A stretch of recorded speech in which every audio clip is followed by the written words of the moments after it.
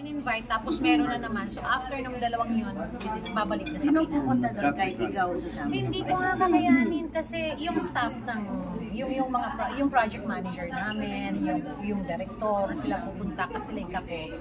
March 3, birthday ng mama ko yun. So 29 pa lang nasa Mindanao ako. Si Arjo, siya kasama. Actually, nag-shoot na ngayon si Arjo ng mag-start na siya ng Bagman, so mahihirapan na siya. Oo, habang break sila sa Congress, so shoot siya na. Mrs. Sabi mo kanina, gusto mo nang magkaapo. Matagal na yun. 15 na ako. Ano update? Wala pa namang lumalapit sa akin at sabihin sa aking mama, may magkakaapo ka na. Pero hindi mo naman sila pinapressure na ano ba? Hindi. Buhay nila yun eh. Gusto ko mag-enjoy sila. Gusto ko kasi magkaapo ako. So excited ka dyan. Magkaanak ang mga anak ko na ready na sila. Alam mo yun. Yung pwede silang pag nandiyan ng baby, kahit pwede lang sabihin, mama, relax muna kami, huwag muna kami magtrabaho, gusto muna namin alagaan yung anak. Yung gano'n, nasa level silang gano'n. Pero excited ka na magkaapo? Oy, sobra. Oo naman. Sabi nga ni Ria, matagal ka na raw nagpaparinig sa kanila. Oo, silang dalawa. Pati si Maine. Anong sinasagot ni Ria? Anong sinasagot ni Ria? Chill lang, mama. Chill. Pero Ria, kung si Arjo at saka si May, nakikita mo sila ngayon na, syempre, attached na ng wife. Happy sila. Happy. Tsaka inaalagaan nila yung isa't isa. Happy ako kung anong nakikita ko sa Ano kanila. na-discover mo like kay May, kay Arjo na ngayon talaga alam mo na, yung couple. Nakikita ko lang, pag kumakain silang dalawa, initin ni Maine yung pagkain ni Arjo, initin din ni Arjo yung pagkain ni Maine. Yeah, sweet, parang oy, yun lang, kinikilig ako sa kanila dalawa. Pero inaalagaan nila yung isa't isa. Tsaka nakita ko yung mahal nila isa't isa. So, Kasi nga, uso-uso ngayon yung mga hiwalayan. ay, ayoko dyan. Advice mo lang kay Arjo and May. Kay Arjo and May, hindi naman sa mga naghiwalay. Arjo si Maine. Mahalin nila yung isa't isa, di ba? Pag mahal nyo naman isa't isa, ako naniniwala ako. Kahit magkahiwalay kayo, kung mahal yung isa't isa, at kung talagang kayo ang nakatadhana ng Diyos, kahit anong mangyari, darating ang time, kayo. Pero pinayuhan mo ba sila dito sa gitna ng mga hiwalayan, kumbaga? Hindi. Wala. Alam naman, malalaki na yun. Eh, what about Ria and Arjo? Wala ka ba ano sa kanila? Wala. Pero nakikita mo na talaga, ito na talaga yun. Basta ito na sasabihin ko sa inyo lahat. Mahal ko si May at mahal ko si Sancho. Parang nag-set kayo ng example naman kasi mas matindi nga yung mga pinagdaanan ninyong mag-asawa. Correct! Diba? Correct. Mag-asawa. Ilang beses At the end of the day, naghiwalay. kami talaga. But anyway, yun nga. Mahal ko si May at mahal ko si Sancho. Napakabait ng dalawa. So, yun lang. Ano pa ba? Handa na ba kayo sa another wedding? Susunod na ba anytime soon? Hindi ko alam kay Sancho. Si Sancho yan eh. Sancho. Diba? Calling Sancho. Ayun, Sancho.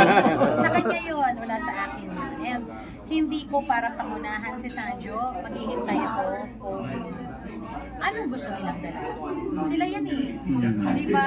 As nanay o magiging mother-in-law o ano man, wala, ayokong pakialaman. Ayokong ano yan. Ayokong pasukin yung relasyon nila. Bahala silang dalawa dyan. Pag naging lola po kayo, anong gusto nyo itawag sa inyo? Mamila. Mamila. Ria, maiba naman, ikaw actually, ang pinaka-pioneer na endorser ni Miss Ria. Nakikita mo sa kanya ngayon after ilang years na nga ba? 15 years this year. Saka yung pagiging loyal mo. Sobra akong happy for Ray Ray. Kasi, di ba, matagal na kami nagkasama. So, sabi ko nga sa kanya, pinapanood ko lang siya. Tinitingnan ko siya.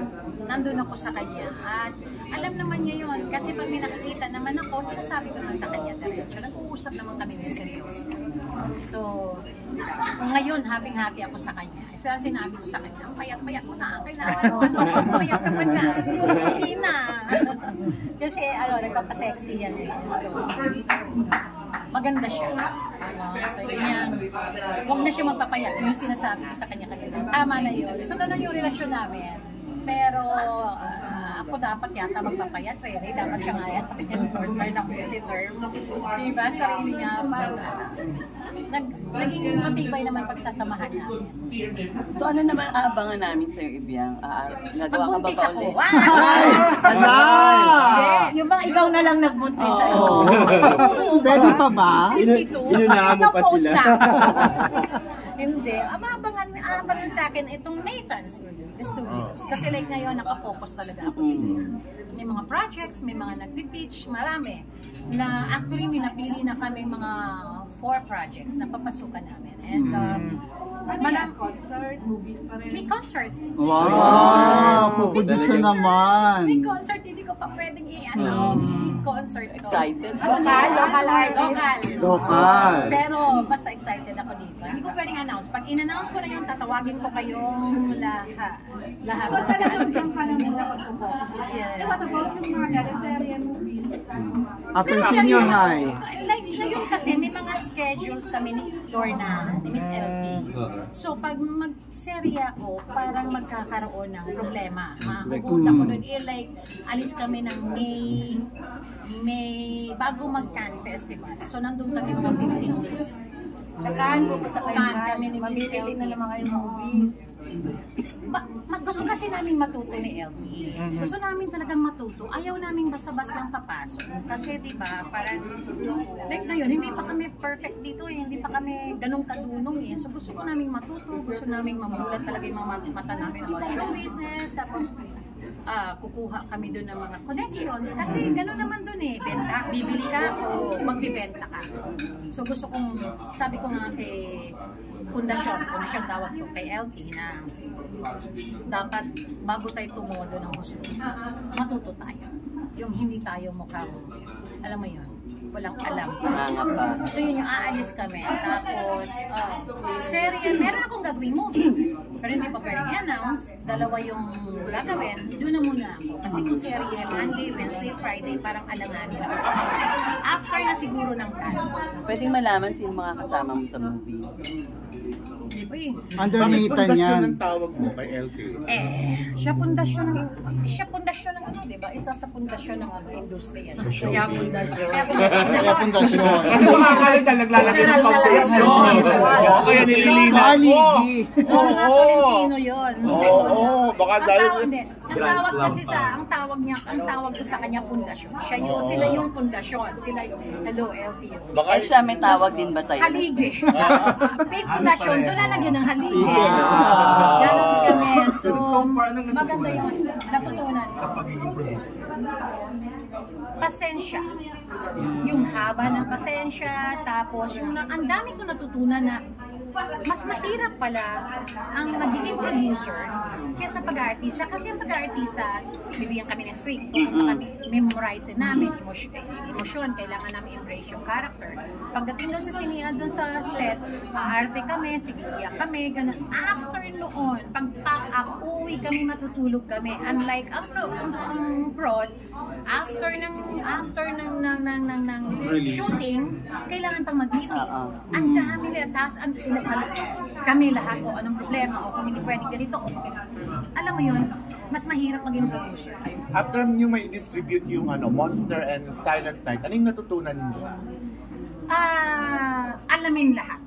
Alamin lahat yung industriya, alamin lahat kung anong sulok-sulok nito, kung ano talaga yung basta alamin kabuuan, pagiging ng distribute, hindi lang yung basta-basta, connections, lahat yun. Dapat alam mo yun. Dapat solid ka.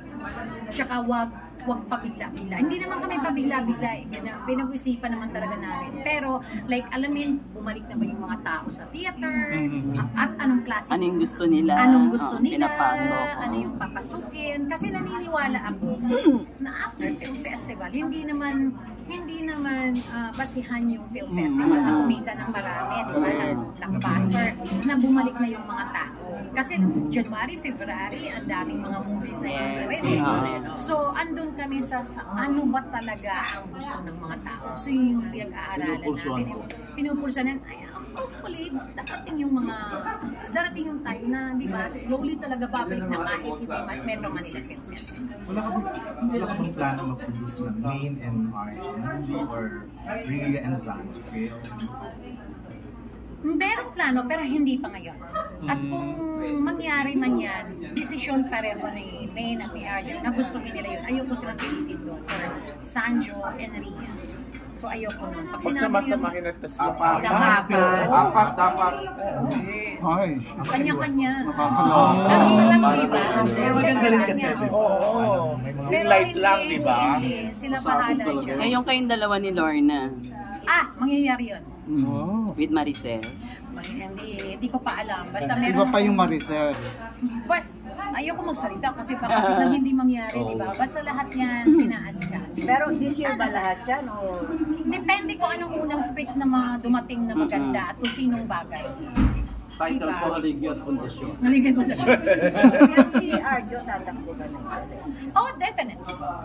Dapat. Dati hindi ko masagot, di ba? Second Kasi term. hindi ko alam. Dapat. O ngayon, definitely. Ganun na second talaga. term. Second term o mas Second.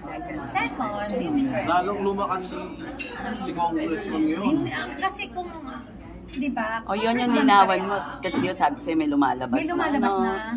Iba yung tatakbuhin niya na hindi Mayor, congressman. hindi oo. po tatakbo si Arjo ng mayor dahil hindi niya pwedeng kalabanin ang taong tumulong sa kanya, ang taong nagtiwala sa kanya, at ang taong nagmahal sa kanya, si Mayor Joe Belmonte. So hindi tatakbo si Arjo ng mayor.